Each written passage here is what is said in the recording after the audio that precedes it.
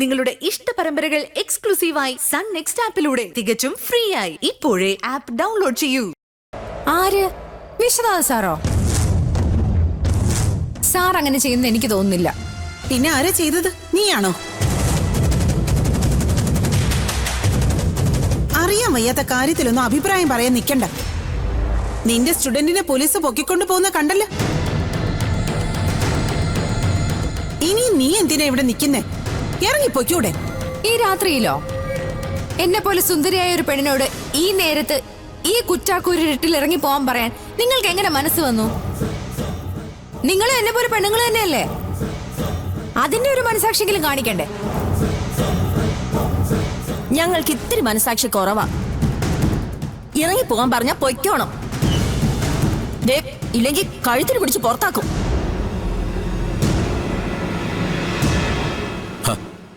അതെവിടുത്തെ മര്യാദയാ?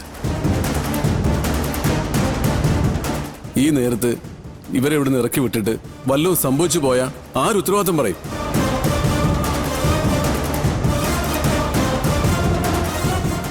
ഏട്ടന്റെ ജീവിതമോ നിങ്ങൾ എങ്ങനെ ആക്കി? നിങ്ങളുടെ പ്രതികാര ബുദ്ധി കൊണ്ട് ഈ പാവം സ്ത്രീയുടെ ശവശരീരം നാളെ എവിടെയെങ്കിലും പൊങ്ങിയാലേ അതും നമ്മൾ തന്നെ അനുഭവിക്കണ്ടേ? നീ എന്നു മുതലാ സ്ത്രീ വിമോചനവാദിയായത്? സിന്ധുവിനെ കഴുത്ത് ഞെരിച്ച് കൊല്ലുമ്പോ നിന്റെ വേദാന്തം ഒന്നും കണ്ടില്ലല്ലോ.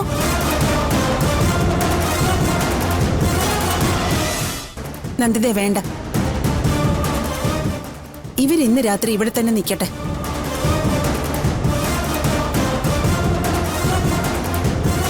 ശരി, സമ്മതിച്ചു.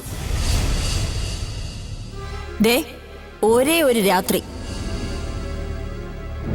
പക്ഷെ നാളെ നേരം വെളുക്കുമ്പോ നിന്നെവിടെ കണ്ടുപോകരുത്. നാഗവല്ലി, അകത്ത് പോയി കിടന്നു. Thank you sir. ഈ ഉപകാരം ഞാൻ ഒരിക്കലും മറക്കില്ല.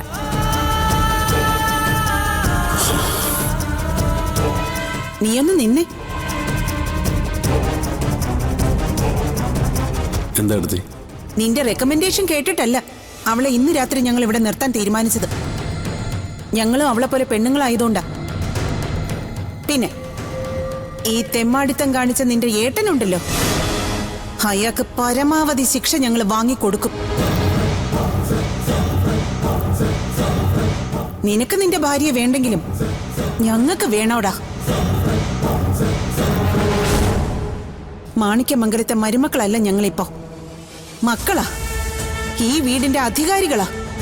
ഇതിനുള്ളിൽ നിന്നുകൊണ്ട് ഞങ്ങളെ എതിർക്കാനാണ് നിന്റെ പരിപാടിയെങ്കിൽ അതിവിടെ നടക്കില്ല. ആ SP പറഞ്ഞത് കേട്ടല്ലോ. കൂട്ടുപ്രതിയാക്കി നിന്നെയും പൊക്കി അകത്താക്കും. അതിന് ഞാനും ചെയ്തിട്ടില്ലല്ലോ. ചെയ്താ നീ വിവരം അറിയും. പോടാ, പോകാൻ.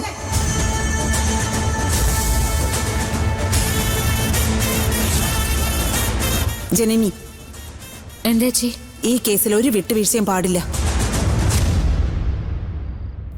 പ്രതിക്ക് പരമാവധി ശിക്ഷ വാങ്ങിക്കൊടുക്കാൻ എന്തെല്ലാം ചെയ്യാമോ അതെല്ലാം ചെയ്യണം. ചെയ്യാൻ ചേച്ചി. സാക്ഷികൾ ഇത്രയും സ്ട്രോങ് ആയ സ്ഥിതിക്ക് ഒരു കാരണവശാലും അയാളെ രക്ഷപ്പെടില്ല. വാങ്ങിക്കൊടുക്കാവുന്നതിന്റെ പരമാവധി ശിക്ഷ ഞാൻ അയാൾക്ക് വാങ്ങിക്കൊടുക്കും. ഇതിപ്പോ നമ്മുടെ പൊതു ആവശ്യമല്ലേ. മൈഥിലി ചേച്ചി വിഷമിക്കണ്ട. ഒരു കാരണവശാലും അയാളെ ഞാൻ വെറുതെ വിടില്ല.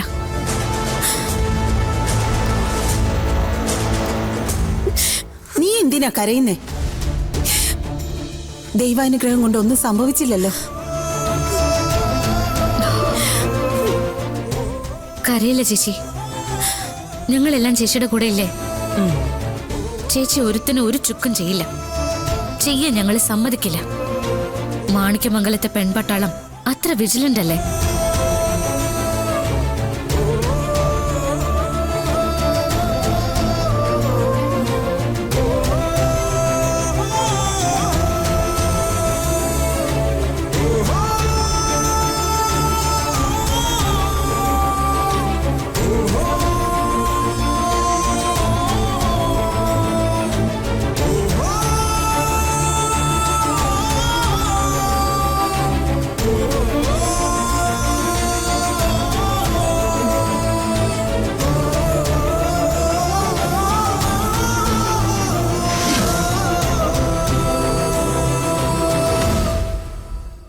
ചുമ്മാ ഒരു നമ്പർ ഇറക്കിയതല്ലേ. ചെയ്ത കുറ്റമായാലും ചെയ്യാത്ത കുറ്റമായാലും വിശ്വട്ടിനകത്ത് പോയത് നന്നായില്ലേ? ഇനി ആയുഷ്കാലം അകത്ത് കിടന്നാലും നമുക്കെന്താ? ആ പെണ്ണുങ്ങളെ മാക്സിമം മൂപ്പിക്കണം. പിന്നെ അങ്ങയുടെ കാര്യം അവളുമാര് നോക്കിക്കോളും. പൊട്ടത്തരം പറയാതെ അജയ. അയാൾ അകത്ത് കിടത്താനാണോ നമ്മൾ ഈ കണ്ട കളിയൊക്കെ കളിച്ചത്? അയാൾ പുറത്തുണ്ടെങ്കിലല്ലേ അരങ്ങേറ്റ് നടക്കൂ. അരങ്ങേറ്റ് നടന്നാലല്ലേ ആ സ്വത്ത് നമുക്ക് അടിച്ചു മാറ്റാൻ പറ്റൂ. അതും നേരാണല്ലോ. ഞാൻ അത്രയ്ക്ക് അങ്ങോട്ട് ആലോചിച്ചില്ല. ആലോചിക്കണം. നമ്മളൊരു കാര്യത്തിനിറങ്ങുമ്പോ അതിന്റെ എല്ലാ വശങ്ങളും ആലോചിക്കണം.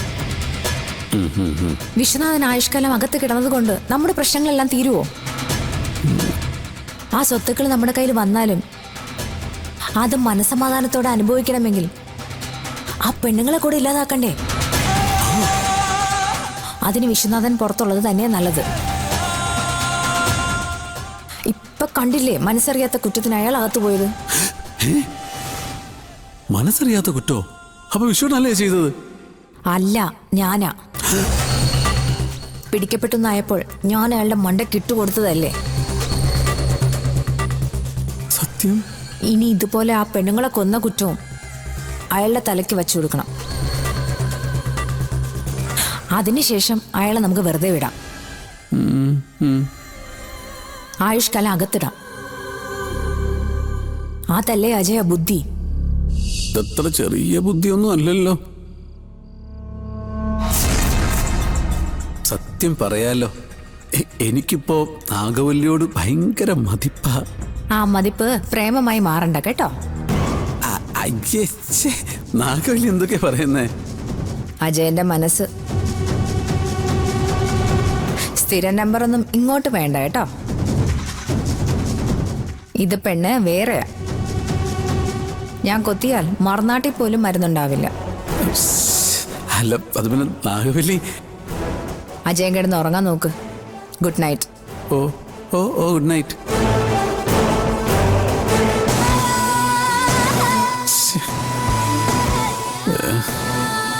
Good night.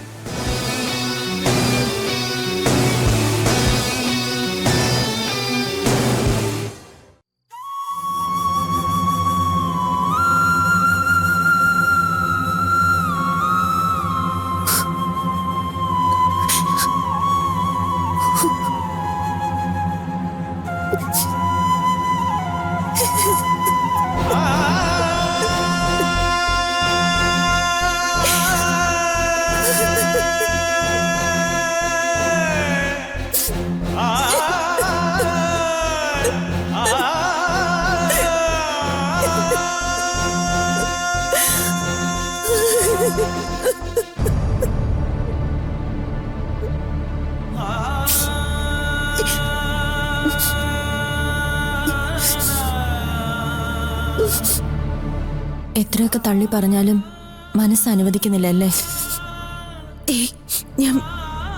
ഞാൻ വെറുതെ എന്തൊക്കെ ഓർത്ത്. ഇപ്പോ ചേച്ചിക്ക് ഓർക്കാൻ അത് മാത്രമല്ലേ ഉള്ളൂ. കുറ്റപ്പെടുത്തിയതോ പരിഭവിച്ചതോ അല്ല.